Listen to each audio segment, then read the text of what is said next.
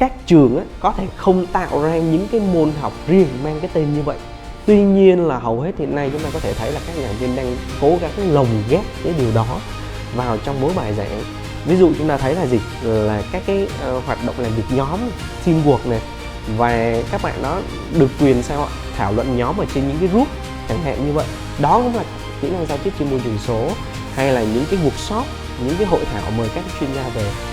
Quan trọng là các bạn có biết trân trọng, có biết tận dụng những cái cơ hội như thế này để tiếp cận, để học tập, để phát triển hay không thôi. Chứ nhà trường thì như tôi cũng quan sát là hầu hết là các trường đều đang có những cái chương trình có thể là không theo một cái luồng chính thức, bởi vì để mà có một cái chương trình đào tạo một cách chính thức bài bản về theo cái khung năng lực như vậy thì cần có thời gian. Nhưng bằng cách là gì? Là có những cái chương trình nhỏ, những cái module nhỏ, những cái hoạt động, những cái workshop, những cái seminar đang được lồng ghép liên tục.